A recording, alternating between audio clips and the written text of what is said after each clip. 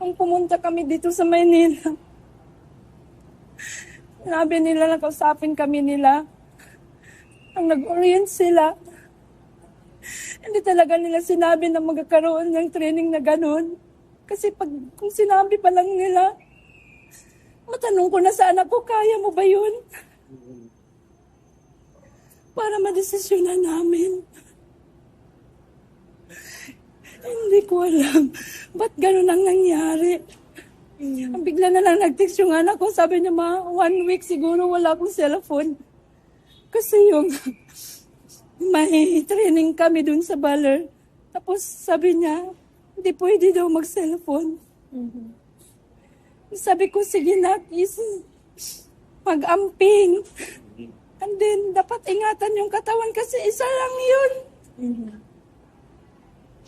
Kasi akala ko training lang na nga. Hindi, military training. Ano ba yun? Tapos, yun nga. Wala na siyang cellphone nung Sunday, Saturday. Wala na siyang cellphone hanggang Sunday nga. Tapos, bigla na lang may nag-message sa akin. Sinabi na, pwede pa po, tumawag ako sa iyo. Tapos, di naman siya tumawag. Ako na lang tawag. Tapos pagtawag, tumawag na ako. Sabi niya, ma'am, na-aksidente po si Rene. Nalunod po. Yun, malaki talagang tanong ko. Ba't napunta doon sa dagat? Kasi basketball naman yung anak ko, hindi naman swimming. Masakit. Sobrang support ko mula bata hanggang ngayon. Tapos ginanon lang nila. Kasi kung alam ko lang na may training sila na ganyan, ma'am, kahit mahirap kami, hindi ko yun ipapahamak yung anak ko talaga. Kaya ngayon, gusto ko ng justice talaga. Kung anong nangyari. Bakit ganun ang nangyari sa anak ko? Alam naman nila mabigat yung nilagay nila sa paa o andin sa kamay. Tapos, pinaano pa nila sa dagat? Hindi na ba sila naawa? Tapos, ang dami nila. Ba't naman pumunta sila doon na walang dalang rescue, walang medic? And then, yung anak ko, wala talaga akong tulog kasi naghintay ako kung sana ba yung anak ko. Kahit isang picture, wala silang send sa akin. Wala man lang silang sabi, ma'am, ito na yung anak mo, nakukuha na namin sa dagat. Tapos, dadali na namin ito sa Maynila. Wala talaga. Wala silang sinasabi sa akin. Kaya yung tita niya, pinapunta na ni Sir Mark Cayetano. Kagabi pa lang, doon ako nakakita ng picture ng anak ko. Tapos, dami ng mga post. Pero hindi pa talaga ako maniwala kasi hindi ko pa nakita yung anak ko na patay na. Tapos biniyahin nila yung anak ko. Hindi man lang nila binihisan, walang damit, yung shirt basa. Tapos wala pang staff na sumasama sa yung nagsundo sa kanila na pulinarya yung official na trabahante sa pulinarya lang tinanong ng tita niya nga, sino bang kasama nyo? Siya, kami lang. Walang staff ba sa atin niyo? Wala talaga. Tapos wala silang sa akin. Yung sabi na, ma'am, ganyan talaga, ganyan. Wala.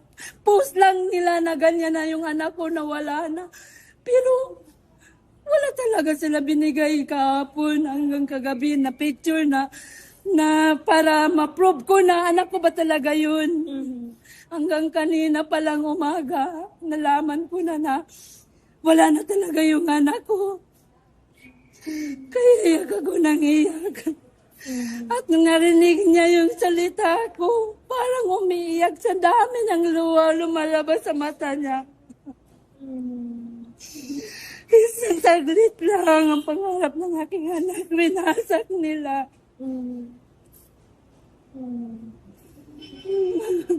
Kaya malaking tanong ko talaga, bakit? Bakit ba ganyan? Ang dami nila dun, tapos walang nag-rescue? Ba't nila pinapalangoy na yung anak ko na may 20 kilos yung nabigat? May nag-reach out na po sa inyo mula sa Ateneo? Wala pa po, sir. Hindi ko pa alam. Sa tingin niyo po ba may foul play po, ma'am, dito? Talaga. Kasi yung anak ko, daming pasa. Ba't sana ba galing yung pasa? Yung nag-video ako, ang dami daw pasa. May pasa dito, may pasa dito, may pasa sa likod. Pero hindi ko pa yun nakikita. Kaya sabi ko, huwag niyong galawin. Pumunta ako dyan.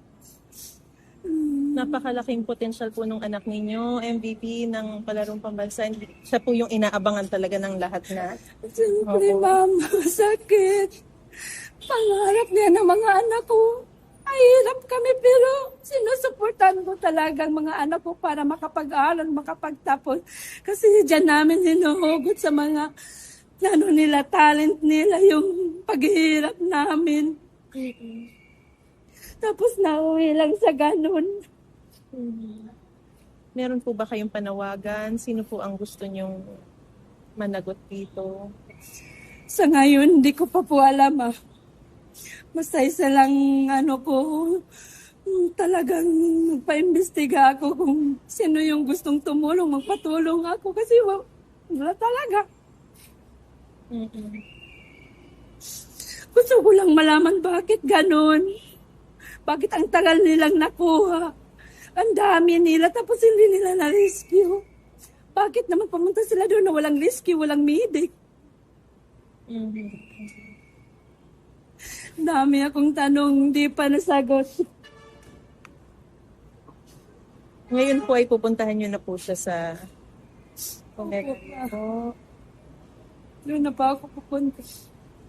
Naghihintay na yun. Sige po, kami po ay nakikiramay, ma'am, at sasama na rin po kami sa inyo para matutukan po talaga tong kaso po ng anak po ninyo, ha? Para matutupan lang. Sige po, ma'am. Mga tubig. Kausap niyo po ang mga opisyal ng Ateneo. Nasagot po ba ang mga katanungan po ninyo? Kayo po ba ay nasatisfy sa mga binigay po nilang paliwanag? Yun nga, sabi ko, may kulang. Yun nga, sabi ko, may kulang. Pero kung may kulang man yun, ako lang nakakaalam. Hanggat hindi nila sinasabi sa akin na ganyan talaga ang clear, sa damdamin ko is may kulang talaga. Hanggang ngayon po ba naniniwala kayo may foul play pa rin na nangyari doon sa insidente na ikinamatay ng anak po niyo? Depende. Kasi hindi ko pa rin alam hanggang ngayon. Ang sinasabi po ng police parang wala naman daw pong pasa. Pero kayo po ba personally, after seeing your son, nakita niyo po ba talagang may mga pasa? May pasa siya dito, sa likod, sa kamay, sa paa. May pasa siya. Yun lang. Anong tingin niyo po doon sa mga pasangan? Hindi ko nga alam. Yan nga, may kulang. May autopsy din. Pero nabigyan po ba ng paliwanag yung tungkol dun sa mga pabigat daw na weights na allegedly ay ikinabit? Sapat na po, meron po bang sagot doon at tanggap niyo po ba kung ano yung sagot nila? Maybe ask kung ano po yung sagot nila tungkol dun sa ganong allegation. Tinanong namin kanina, tinanong ko coach to coach kung ano ba. Sabi nila wala naman daw. Walang weights na na nilagay sa mga players or Normal lang daw. So, naniniwala po kayo doon? Ladies and gentlemen, excuse me, may we ask for a 2-minute break lang, please? 2 minutes lang po. Salamat po.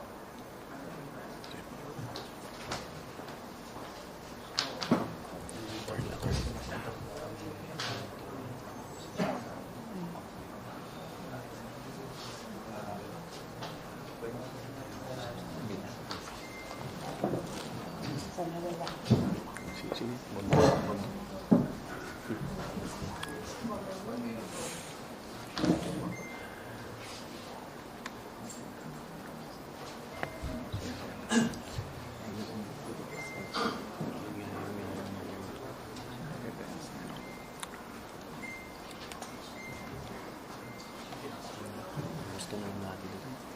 Kabigyan ng gusto siya. Nagkakwento na tayo kasi Pwede na, pwede.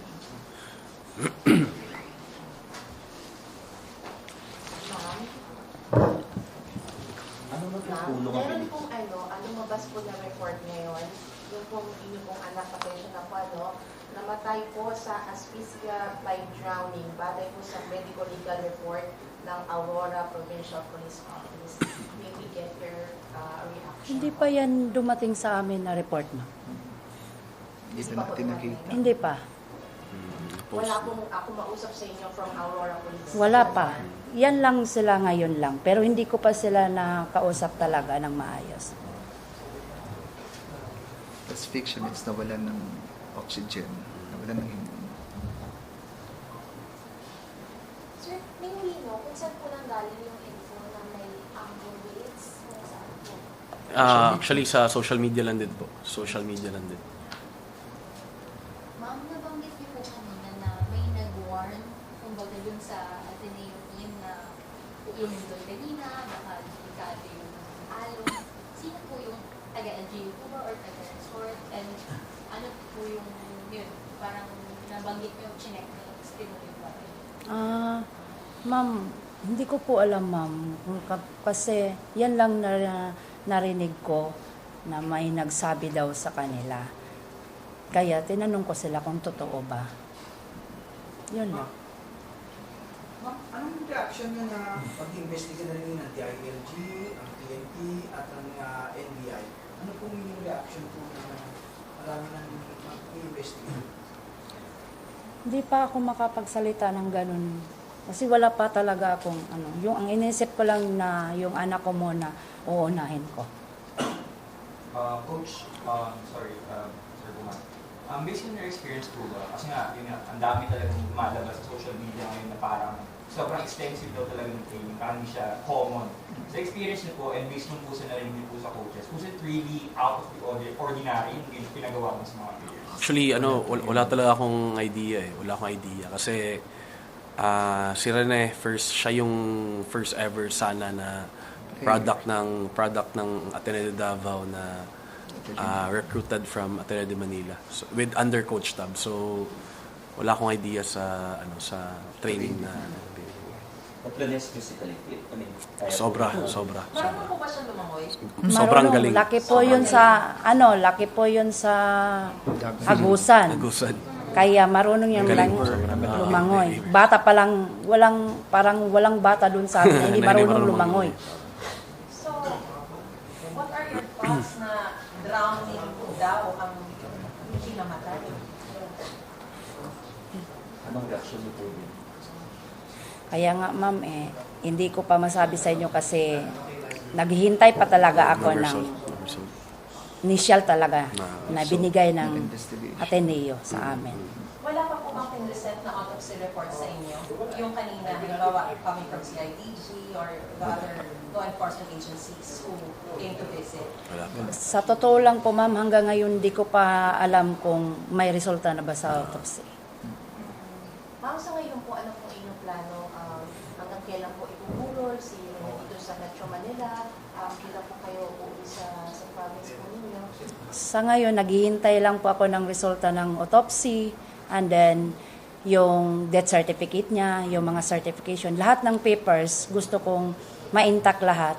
Pagkatapos nun, baka mamaya or bukas, ililipad ko na yung anak ko patungong Agusan. The latest would be? Latest? Kailan po yung latest na possible na mailipad? Baka bukas po, bukas. Bukas po. Ma'am, ano mga itong tulong na natanggap niyo from the Ateneo de Manila University? The funeral service. May mga tulong na po ba silang binigay sa inyo? Ano lang po, yung Funeral dito, service. yung dito sa, yung Arlington. Buro lang sa Arlington. Pati po yung living po ba? Hindi ko pa po alam kasi wala pa silang sinabi. Sa tingin niyo po, yung ganyang klaseng tulong sapat po para sa inyo? Hindi. Kaya nga nagsabi ako, may kulang. Kailangan ko pang i-arrange or... Sir, meron po, ma'am or sir, meron po kasing mga lumalabas na mga from podcasts ng mga previous players na talagang matindi raw po yung training. Sa tingin niyo po, po ba dahil doon sa mga nangyari din sa kanila, it could have been preventable? Pwede sanang naiwasan na dahil may mga ganito na rin po palang instances. Meron pa nga pong reports na naligtas lang po yung mga dati na muntikang malunod pero hindi natuloy. So, ano po yung reaction nyo doon sa mga mismong mga nag-undergo ng ganong training? Tinanong po namin sila kanina na mayroong mga social media na ganyan. Ba't nyo pa tinuloy na dati mayroon na pala? And then, sabi nila, nag-start daw yun yung 2017, 2007. 2017. And then, yun, ginagawa nila doon. Pero, pag tanong ko ulit, wala na silang salita. Ba't sila nagbalik doon? Yung explanation po nila is, tama po na since 2017, nandun na sila sa Baler. So, yung mga yung mga videos online daw na kumakalat na yes, totoo yun, nangyari daw talaga yun dati, pero through the years parang ini-improve daw nila na parang mas hindi na mas safer yung kaya parang sa kanila din parang first time din talaga na kahit since 2017 until now first time nangyari yung every year daw nila ginagawa pero first time daw to na may mga namatay. Pwede po ba kayong hingan din ng maikling kahit na statement lang po dito sa nangyayari? You've been very silent. Alam po namin na hearing po mismo ay nananagpoy at nagdadalang hati rin po. Ayaw daw niya salita. Understand? Ma'am, sabi niyo may kakulangan. Ano gusto niyo sabihin sa Ateneo de Manila University? Sana mabigyan nila ng ng complete na sa akin yung lahat na tinanong ko sa kanila. Ma-clear talaga, masagot talaga nila. Yan. Na-explain din po ba na parang kayo kinailangan niyo pa po atang lumapit sa LGU para lang makalipad dito? Parang na-explain din po ba ng Ateneo kung hindi kayo agad din napuntahan, nadala dito? Kaya nga yun, sabi ko, yun, isa na yun na may kulang. May kulang sa nila. Kasi hindi nila ako tinawagan, di sila nag-contact sa akin mula nung namatay yung anak ko. Hinintay pa talaga nila na kanina pa nasagot yung Kaya yung governor doon sa amin, siya na sa amin bigay ng tulong para makapunta ako dito. At saka yung congressman po namin, sila po nagbigay ng tulong dito sa amin. Tapos, Ma'am, tawag ka. Nakausap niyo na po ba ma'am si Coach Tab? Coach Tab, Oo. wala pa. Ano po kung pakiramdam na hindi niyo pa nga po siya nakakaharap? Kumbaga parang pinakatatay nila yung mga head coach na kasama niyo. Sa ngayon, ma'am, kung magharap man kami ngayon, parang hindi ko pa siya kaya kausapin. Kasi nga, sabi ko, unahin ko muna yung anak ko. Ko muna yung niya, borol, lahat. Unahin ko muna yung anak ko. Kasi kung mag-uusap pa kami, matagalan pa ako dito. Kung siguro may contact naman siguro sila sa akin. Kung gusto nila makiusap sa akin, ganyan. Pero sa ngayon, hindi pa rin nila sinabi sa akin na makipag-usap sila sa akin. Ma'am, kung sa grupo ng inyong anak, tsaka po ni Aditi, wala rin po bang nakipag-usap sa inyo? Like, anong kwento, kung ano po yung nangyari nung naganap yung incident? Yung Kanina. teammates, wala. Pero yung coaches kanina, Yun yung ano, Andun yun sa- lang nagsalita sa amin. Yung po coach na yun, kasama din po sa tinutulungan. Kasama daw po siya. Yung dalawang coach. Apo, ano po yung binanggit nila sa inyo, ma'am?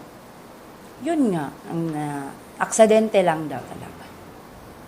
Kung sa pakikipag-usap niyo with Ate Mayo kanina, did they at least give an assurance na tutulong sila sa any plans or decisions na with regards to yung staff? Sinabi nila na kung ano daw, sila daw ng transpo doon sa pauwi at saka dito, sila daw, magsabi lang po daw ako. Yan lang po. Pero bukod po dun sa assistance na gano'n, meron po ba silang assurance na they will also have this incident investigated? At nabigay po ba sila ng assurance na wala silang pagtatakpan kung sakasakaling meron ng something na nangyari aside from accident? Wala. Parang wala silang sinabi kanina sa kanya. Do you want to have, or at least, yun po ba yung inaasahan nyo sa kanila? Isa din pa. Ma'am, sorry po sa tanong. Kayo po ba yung dismayadong galit sa Ateneo?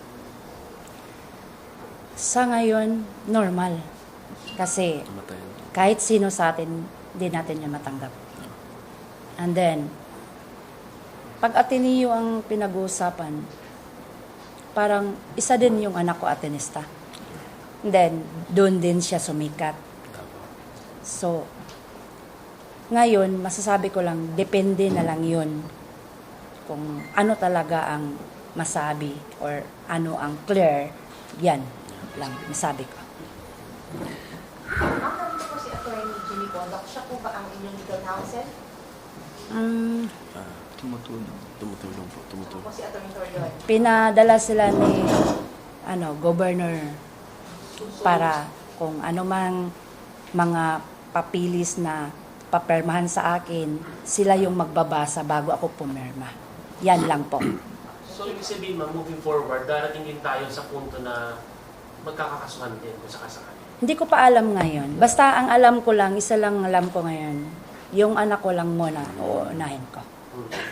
Bago ako mag-step kung anong gusto kong step.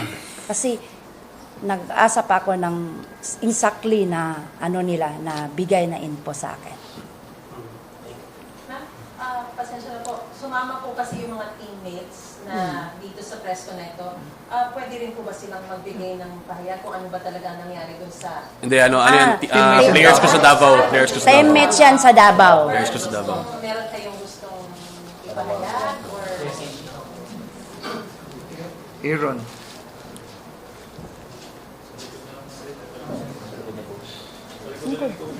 Likod ko na. Ano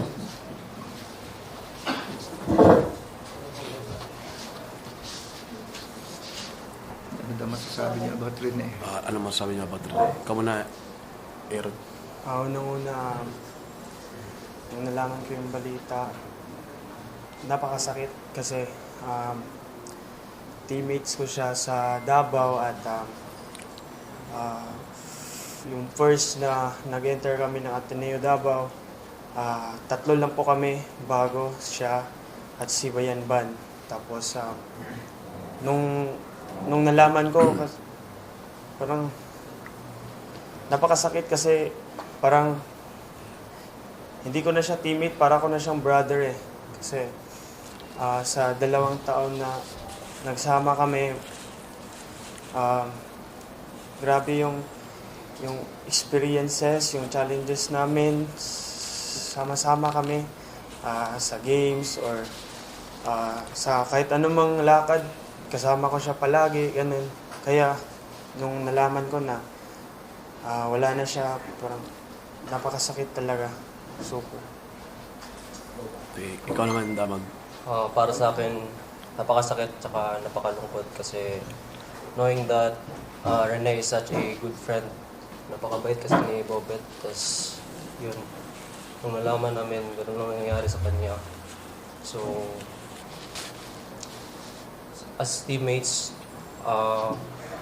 alam namin kung gaano mabuting tao si Bobet. So, ayun, napakasakit talaga para sa amin. And coach po, meron din po kasing calls ngayon. May mga nananawagan po online din na sana kahit man lang habang ongoing yung investigasyon, na pwedeng masuspend muna yung coaching staff, sila coach staff, para not naman determining guilt, pero para hindi lang din po maka-influence ever sa investigasyon. Parang sa tingin niyo po ba, necessary po ba yun na That's not for us. may suspension? That's not for us to decide. For me, ma'am, hindi naman sa amin to decide yan. Ang amin lang talaga is sana mabigay lang kung anong para kay Rene and sa family na mga Batercones. Kayo po, ma'am. Sa tingin niyo po ba, ma'am, may masuspend muna po dapat yung mga in charge po noong sa training na habang ina-investigahan po? Just a decision. Depende pa yun. Kasi sabi ko nga, di pa ako makapagsagot ng ganyan ngayon. Wala pa akong kasi unahin ko muna talaga yung anak ko. Maraming salamat. Magandang hapon po sa inyong lahat. Unang-una, maraming salamat sa mga kasama ko rito sa entablado, ang mga representatives ng various government agencies na nangangasiwa sa education and sports sa bayan. Kasama na po dyan yung National Youth Commission under the Department of Interior and Local Government. At of course, ang University Athletic Association of the Philippines and ang Samang Basketball ng Pilipinas. We started the meeting, and it is an organizational meeting at 1:30. It is already 4:30. It took us 3 hours to understand, comprehend, analyze the situation we are all in. Of course, nakikiramay sa pamilya ng mga nasawi at nagre-reach out sa mga lahat ng pwedeng tumulong para ma-solve natin itong problemang to.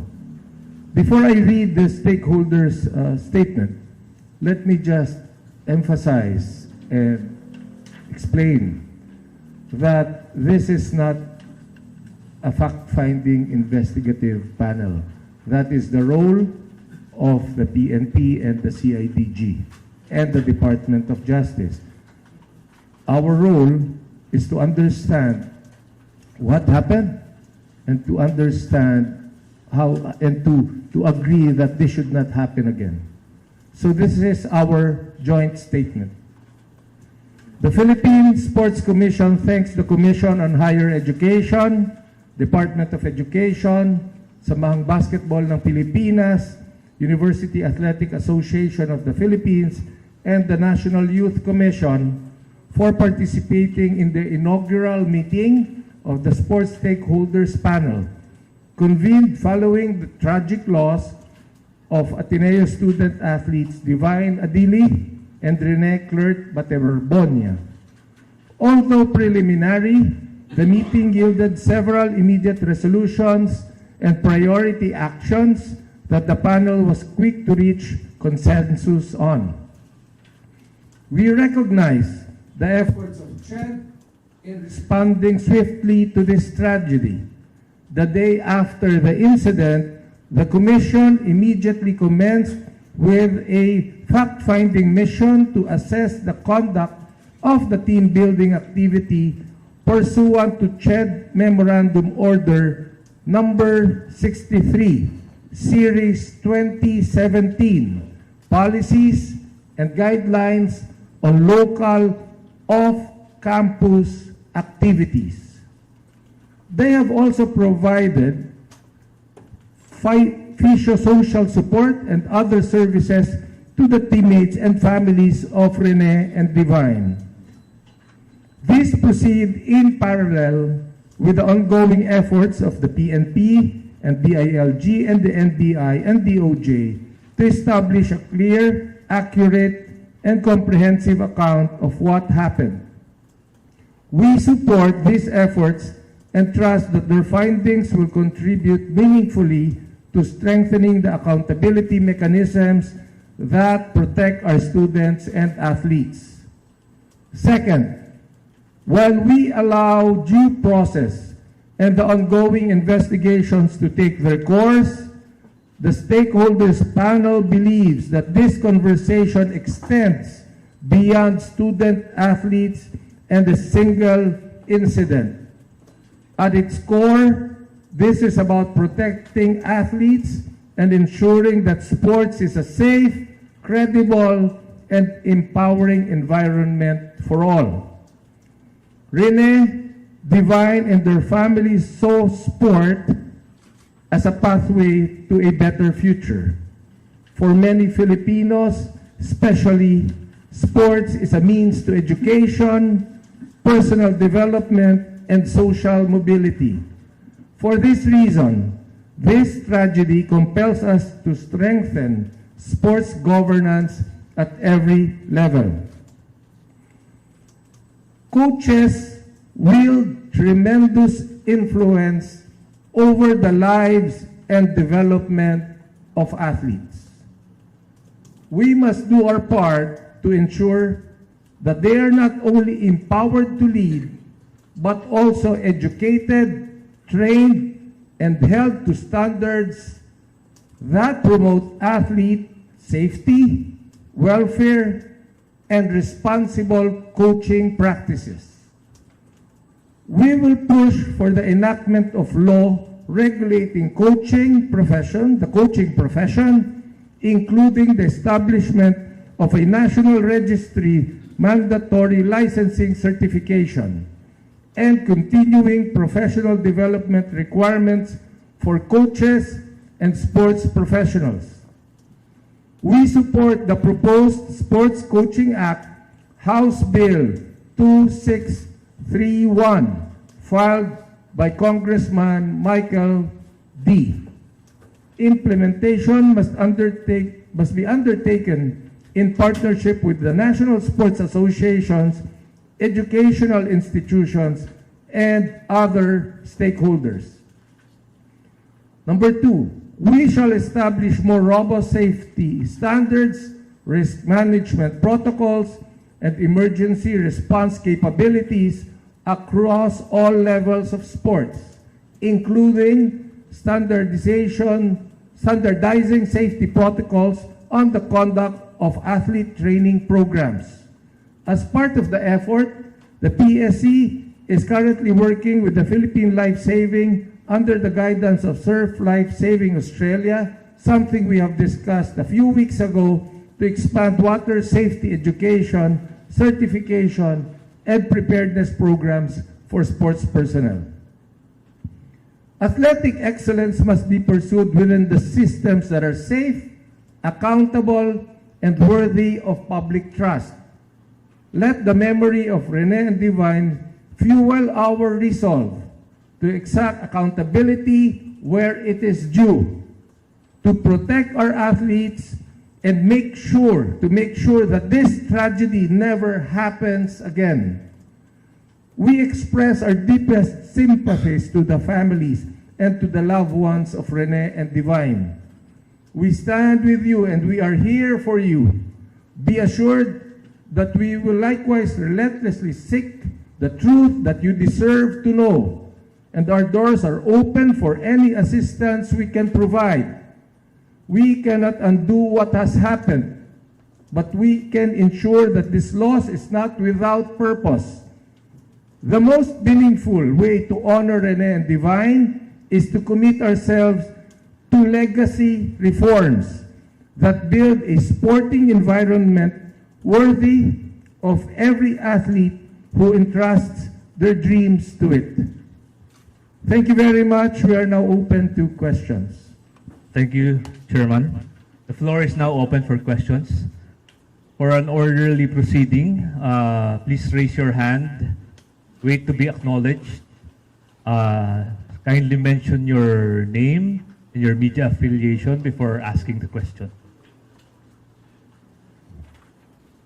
Good afternoon po. Question for Chairman. This is Luisa Morales from One Sports. Chairman, at this point po ba has the PSC reached out to the family in terms of offering maybe assistance in whatever way, especially po sa family ni Divine who is of course in Nigeria po? Yes, Luisa, thank you. Every time something like this happens, it is SOP on the part of PSC to support and reach out to the families. During the earthquake in Cebu, where 6 basketball players and referees died, tumulong po ang PSC dyan. Nung namatay po yung isang atletang nagtitraining para sa palarong pambansa, tumulong po ang PSC dyan. As a matter of fact, after this press conference, ako po ay patungo sa makikiramay sa Arlington. Kasama ko po si Secretary General ng Palarong Pambansa and USEC Malcolm Garma para makiramay sa pamilya. At yes po, tutulong po ang PSC sa pamilya ni Rene at sa pamilya ni Divine. Question po for ED Rebo. ED, on the part of the UAAP, are there any steps that the league is looking to make in the coming days, maybe finding or making an own investigation, or maybe can we expect some policy changes or maybe even sanctions following this incident? Luisa, we already did. In fact, yesterday we had the joint committee meeting scheduled, and President Mark Molina of FEU actually canceled some items and made this the first order of the day. And this is the second step actually. Nag-align kami for economy and symmetry because of the resources of the Office of the PSC as well as the numerous stakeholders. Ang isang resolution namin yesterday, not to run counter with all the other ongoing investigations of the lead agencies, sumama rin muna dito and see where we can help. So it's been 2 days and the 2 concrete steps were already taken, and we're committed to continue those efforts.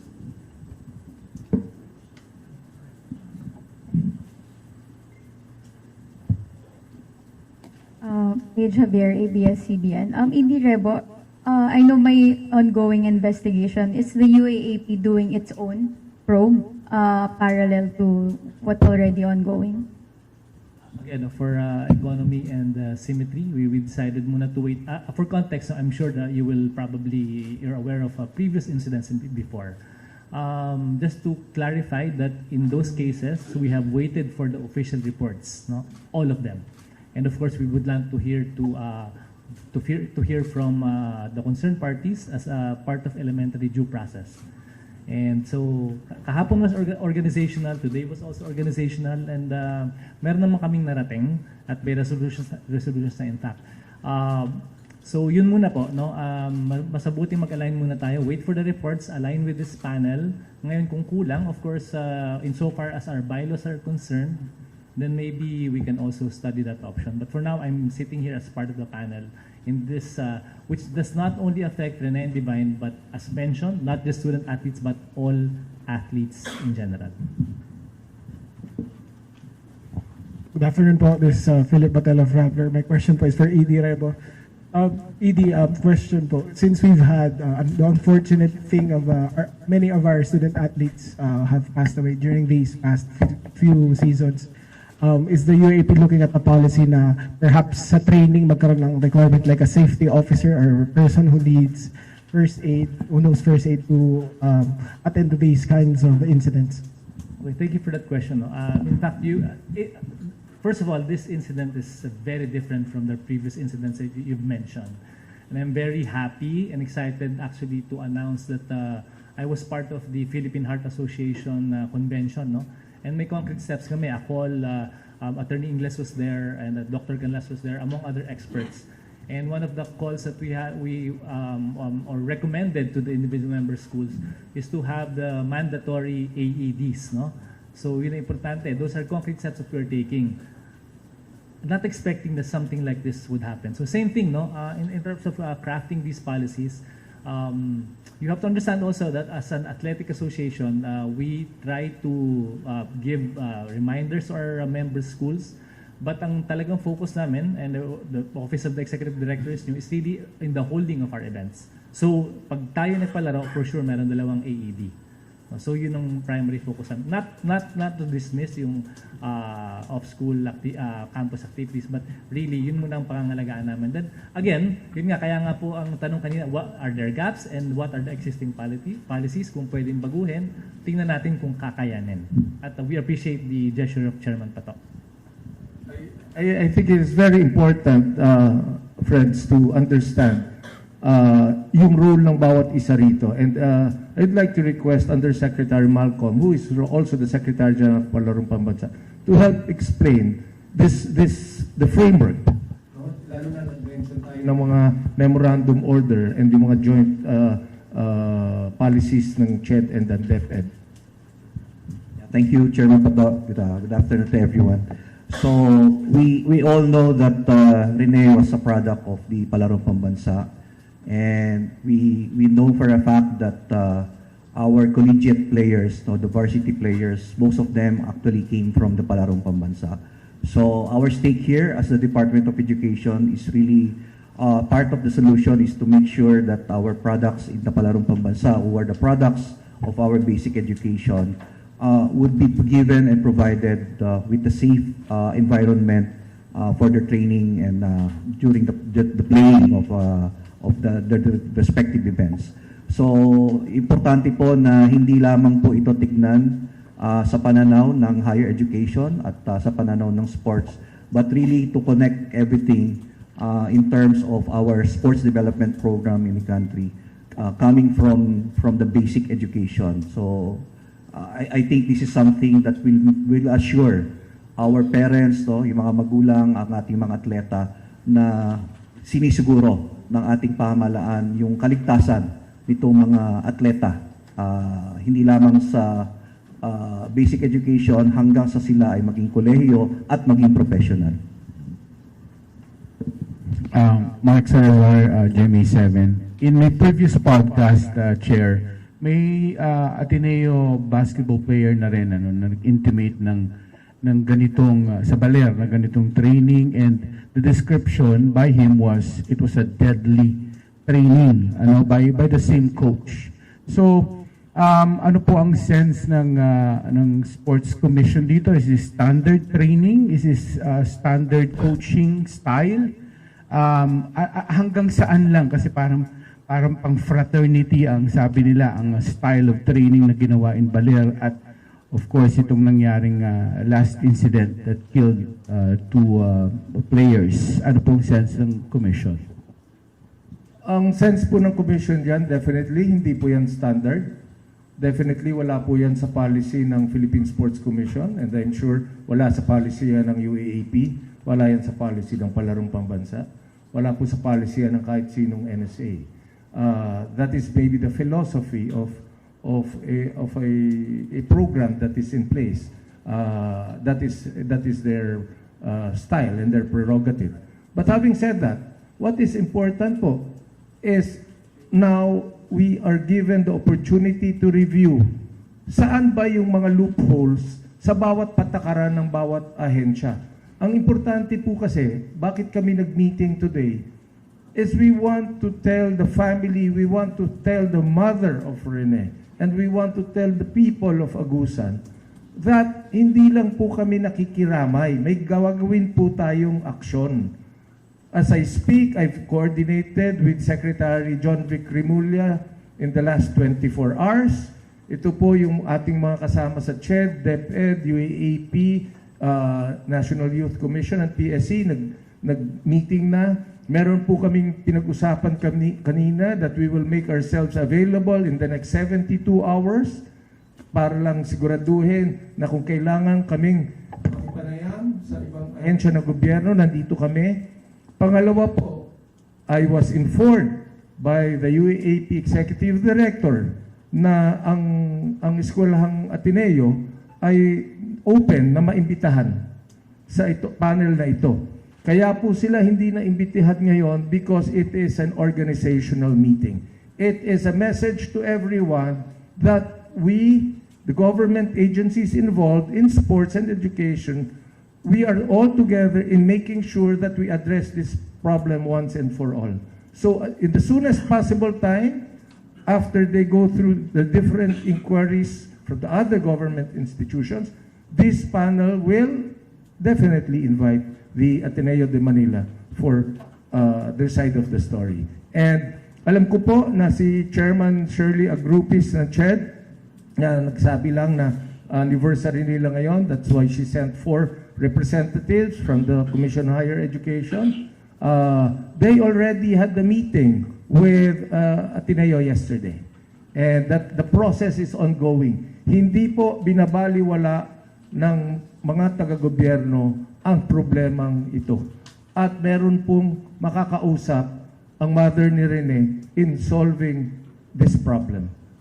Yan lang po ang masasabi namin. May nag-reach out, follow-up lang, nag-reach out na po ba kayo dun kay Coach Tab to have him explain kung ano yung wisdom ng kanyang coaching style? May nag-reach out na, kausap niyo na ho ba siya to explain yung kanyang coaching style? On the part of the UAAP, I mean, kasi just like any, of course, this is a very tragic incident, no? But first, unang-una, the Ateneo requested for privacy and space, no? That's very important. But of course, something tragic happened. But I don't think it's prudent right now to rush. And besides, may initially, ang first line na namin is really through the representatives, no? To hear their side. May protocol kaming sinusunod eh. Pag hindi masaid, then that's the time we take action. But for now, because of the sensitivity of the issue, the requested space, ito muna kung saan kami nakalugar internally UAP, ano ba ang pwede nating gawin, organizational muna kung if possible, and again aligning with the PSC, with their efforts and all our resources and our collective minds. Hopefully we can have a just solution to this tragic, very tragic incident. Just the power to preventively suspend him pending investigation. UAP. Well, I know this sounds but technically prevented him suspended kasi immediate yan eh. But right now, I know this sounds but wala namang basketball eh. So there's nothing to suspend initially, no? So whatever preventive suspension, I don't know whether or not their institution will do that. It's really based on their prerogative. So insofar as we're concerned, the season, the basketball season for that matter, has not begun. Last 2 questions.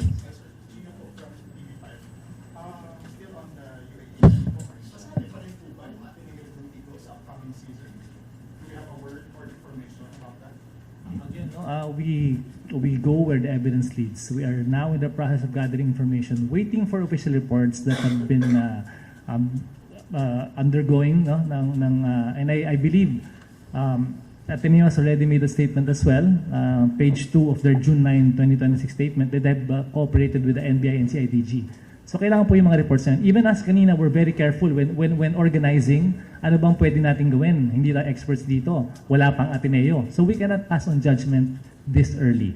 Okay, not to trivialize what happened, but again, elementary due process states that everyone should be heard. And the expertise of each agency should be considered. So not to pass judgment also. I know you're very careful right now, pero wala pa tayong nakikita possible sanctions talaga. So sa tanong lang yung tanong ni Kuya Mark Salazar, sanctions for Coach Bob. Again, no, we have to go where the evidence leads. So wala pa. Kasi pati yung preventive suspension, may mga purpose. It's not actually a penalty. It's not a sanction. It is a preventive measure, no, to destroy administratively. It's to para wag maapektuhan yung witnesses or to destroy evidence. But insofar as the UAP is concerned, wala naman siyang access to any UAP record and there's no one to influence in the board. So yung preventive suspension is maybe entirely up to the member school, no? Last question, please. Ryan Ulanday po from the Philippine Star. Going beyond sports naman po, to anyone from CHED, meron po bang president dati na off-campus, may namatay, and ano po yung kumbaga pinaka-worst na repercussions sa school, academically wise? Thank you. I think there was an incident not wherein the one president was dismissed by the Office of the Ombudsman. I think sa Bulls yata, Bulacan State University. So nagkaroon ng off-campus activities without complying with the condition as provided dun sa CMO 63/2017. So na-dismiss po yung president. Okay. Let's go. One more. Follow-up lang po, na-dismiss yung president. Doon po, under check po yun, no? So, sa school po, paano po? Under command responsibility po kasi yung naging sanction sa kanya. So, since siyang president, so under his charge, so ang sabi ng ombudsman, may culpability on the part of the president being the command responsibility. Sa, Meron pong sariling probe yung CHED right now, right? Kumbaga, bukod po sa CIDG and PNP, meron kayong sariling investigation. meron po yan eh.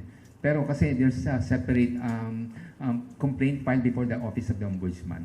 The Ombudsman was the one. For the Butterbona, wala pa po kayong sariling probe. Okay. For this incident po, there's, as mentioned by Chair, there's already an ongoing investigation po. And as mentioned also, na nagkaroon po ng talks between CHED and the Ateneo. One final question.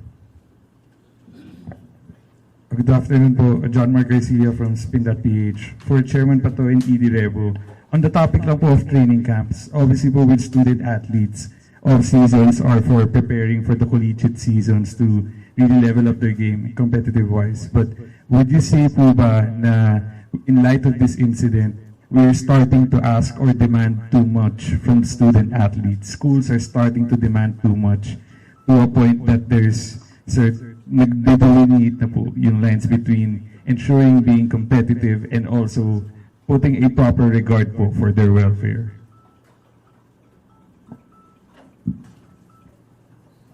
You know, I've been through that for the longest time. No? Prior to my appointment, I've been helping so many university teams and professional teams in preparation for all big tournaments. I've been helping national teams from boxing to rowing to basketball and even UAAP basketball. I must admit that. But this is the realization today that we need this framework and we need these policies moving forward. Hindi talaga pwedeng paubaya lang sa kanya-kanyang quote-unquote diskarte yung training moving forward. And masakit man aminin na nangyari ito and now it's a realization amongst us. But rest assured, we will definitely address this situation as soon as possible. And nakita nyo naman po, sabi ko nga, it is very important for us to see you here. It is very important for the people, the Filipino people, to see us here. It is because we will do something about it at the soonest possible time. Dalawa po ang tracks ng problemang ito. Yung track na nandoon sa criminal and police investigation na wala po kaming kinalaman, at pangalawa yung track ng sports and athletic education programs kung paano po natin papatibayin at paano maiiwasan itong problemang ito. Because there are thousands of teams, thousands of schools doing all these programs, training programs before competition starts. And definitely, with the support of DepEd, CHED, UAAP, Samahang Basketball ng Pilipinas, and all other NSAs, kami po sa PSC ang pwedeng magtaguyod ng framework na to in cooperation and in partnership also with the legislative branch. Kaya nga po, sabi nga po, kaya po namin pinoint out yung bill na final ni Congressman Mike D. Kasi meron na po yan eh. Isinusulong na lang natin. And maybe this is a good time to really pursue all of this. Okay, closing statement from Chairman. Is it okay? Or from Yusek? Well, once again, maraming salamat po sa pagdalo nyo. Alam ko matagal kayo naghintay. But it is the gesture, no, na government, did you react right away? UAAP, are you cooperating with government to make sure that we address this? The answer to these questions are yes and yes. Are we going to talk to Ateneo? Yes. Is Ateneo willing to talk to us? Yes. Are we reaching out to the family, to the mother of Rene? Yes. Are we going to help the family? The answer is yes. Okay? Yun lang po ang gusto naming maunawaan ninyong lahat. Kasi lahat po tayo nagdadalamhati at ang pinakamasakit na maisip ng mga tao is we are indifferent in all of this. And because we know that we need to address this situation at the soonest possible time. So maraming salamat po sa inyong lahat. Hanggang sa muling pagkikita. This concludes our media briefing for today. Thank you very much for your time and for helping us disseminate accurate information with the public.